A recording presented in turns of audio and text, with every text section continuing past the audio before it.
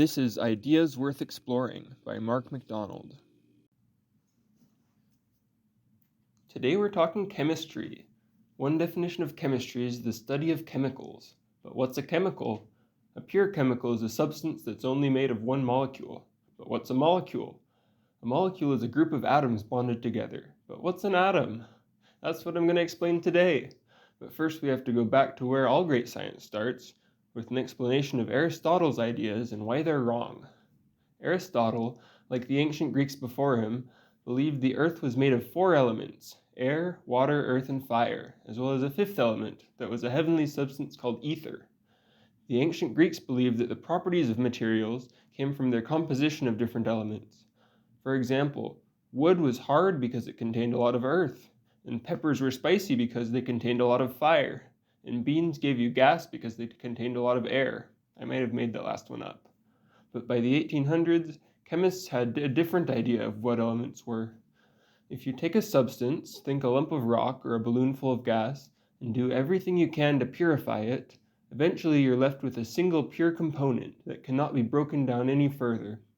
These pure components, or elements, can be thought of as giving things their properties in the same way as the ancient elements did. But the difference is that instead of only 4 or 5, we have over 100 different elements. There's antimony, arsenic, aluminum, selenium, and hydrogen and oxygen and nitrogen and rhenium, and nickel, neodymium, neptunium, germanium, and iron, americium, ruthenium, uranium, and the list keeps going. So we've talked about elements. But what does this have to do with atoms? The idea of atoms has also been around since the ancient Greeks. A guy named Democritus, who definitely wore a toga, said that if you take a leaf and break it in pieces, then break those pieces in pieces, then break those pieces into more pieces, then you will eventually get to a piece that is so small that it can't be broken anymore. The Greek word for this was atomos, meaning uncuttable, and that's where we get our word for atom from. Everything around you is made of atoms. Never trust an atom, they make up everything. Iron, it's made of iron atoms. Gold, it's made of gold atoms. Water, it's made of hydrogen and oxygen atoms in a ratio of 2 to 1. That's why the chemical formula of water is H2O, or 2 hydrogens bonded to an oxygen atom. Groups of atoms bonded together like this, called molecules, can get pretty complicated. In fact, a protein molecule can be made of more than 500,000 atoms, but that's not even the biggest molecule. In 2019, a Swiss lab made a molecule called PG5, which was made of 17 million atoms. So, atoms are the basic building blocks of matter, but they can bond together to form molecules like water and proteins and sugar and chemicals. But we later found out that atoms are not uncuttable as previously thought. These smallest building blocks of matter are actually made of smaller particles. A man named J.J. Thomson won a Nobel Prize for discovering the first subatomic particle, the electron. But before we get into that, let's ask a different question first. Why bother talking about atoms at all? If you can break them up into something smaller, shouldn't we just talk about the smaller thing? Nope. Because atoms correspond to the elements that we talked about earlier. Talking about elements, which are each made of a single type of atom, is much more useful to a chemist than going a level deeper and talking about subatomic particles. That's one of the basic rules of science. Don't go any deeper than you have to. You can explain a ball rolling down a hill without having to talk about all the molecules and atoms it's made of. In that case, talking about atoms would just confuse people. So it's extremely useful to talk about chemistry in terms of atoms, but sometimes it's also useful to talk about subatomic particles. So I'll get off this tangent and then back to our story.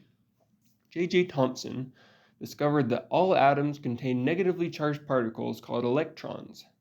He used a device called a Crookes tube, which was a glass tube with all the air sucked out of it and electrodes placed on either end. In such a tube, the negative electrode, or cathode, would do something that caused part of the tube to glow green or blue. Researchers called that something cathode rays, and were very interested in them. The whole thing culminated when J.J. Thomson measured the mass of a cathode ray, and found that they were over 1,000 times lighter than the lightest atom. He had found the first subatomic particle, the negatively charged electron. He won a Nobel Prize for it. Later came Ernest Rutherford, who discovered that all atoms also had a positively charged particle called a proton. He also discovered that the positive protons were all concentrated in the center of the atom in a blob called the nucleus, and the electrons flew around outside the nucleus. He won a Nobel Prize for that. Later, a man named James Chadwick discovered that the nucleus also contains an uncharged particle called the neutron. He also won a Nobel Prize. Electron, proton, and neutron. These are the three subatomic particles that we care about. The proton is positive, and the neutron is neutral. Hang out in the center of an atom in a tight bunch called the nucleus. The electron is negative, orbits around the nucleus. If the atom is the size of a football stadium, then the nucleus is a green pea sitting in the center of the stadium.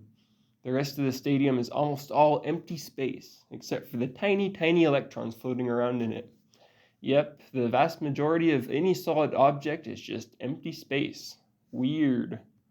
So, if all the atoms are made of protons and neutrons with electrons floating around them, what is the distinguishing factor that makes one atom be copper and another atom be silver? Is it the size of the atom, the shape, the weight, the composition? I'm sorry, you'll have to wait to learn the answer, because it's time to talk about a certain weird Russian chemist. If you look at a picture of Dmitry Ivanovich Mendeleev, his most striking feature is his large bushy beard that makes him look like Rasputin. Mendeleev lived much earlier than most of the other scientists I've just talked about. He was born in dreary Siberia in 1834. His father went blind and died when he was young. His mother lived long enough to get him enrolled at a good school in St. Petersburg, then she passed away as well. He went on to become one of the greatest chemists Russia has ever known. Around Mendeleev's time, people had been discovering new elements every couple of years.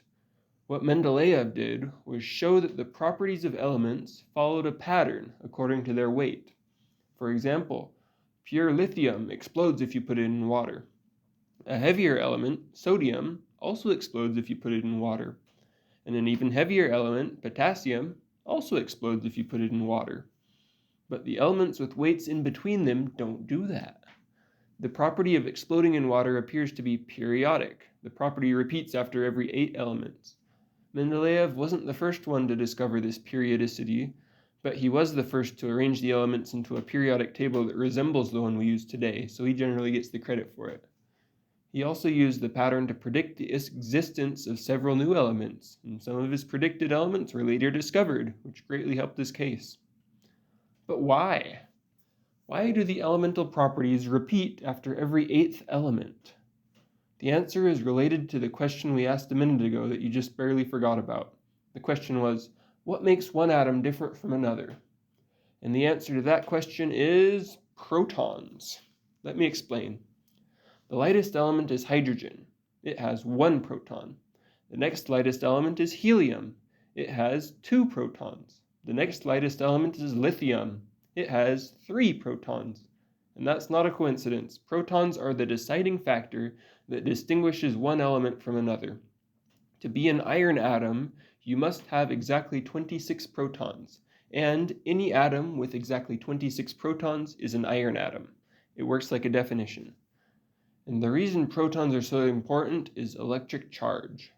Remember that protons are positively charged. A neutral atom, or an atom with no net electric charge, must have the same number of electrons as protons to balance out that charge. So iron, with 26 protons in the nucleus, also has 26 electrons orbiting around it. The properties of an atom, how it interacts with other chemicals, depend on the electrons. The protons and the neutrons are locked away in the nucleus, so it has to be the electrons that interact to do anything interesting. So, now that we know that the type of atom is defined by the number of protons, and that adding a proton means you also have to add an electron, we can answer our other question. Why do the properties of atoms repeat after 8 atoms? It's because the electrons are more stable when they're in a group of 8, which is known as the octet rule. The element lithium has 1 loose electron hanging around, and the element that comes 8 places after it, sodium, also has a group of 8, a stable group of 8, as well as 1 extra loose electron. The single loose electron is what makes both elements so explosive. But what's so special about the number 8? The short answer is that it has to do with quantum mechanics. You might be tempted to stop there and just say that things happen because quantum, but we're not scared of quantum mechanics, and we're going to go a little deeper. Quantum mechanics tells us that electrons behave as waves. The shape of the wave depends on things such as the energy of the electron. The lowest energy wave is shaped like a sphere. We call it the s orbital, and only 2 electrons can fit in it. Why can't you fit more? Because quantum. The next lowest energy wave is shaped like a dumbbell, and 6 electrons can fit in it. There's some more complexity we could explore here, but the takeaway is that you can fit 8 electrons in these 2 orbitals, 2 in the s orbital and 6 into the p orbitals. After that, you have to repeat and fill the next s orbital, which is a big jump in energy. So we say that if the 2 s orbitals and the 6 p orbitals are full, then the atom has a complete outer shell and is very stable. In fact, the atoms that naturally have a full outer shell, such as neon and argon, are called noble gases, and they used to be called inert gases because it's so hard to get them to react with anything. They like themselves just the way they are.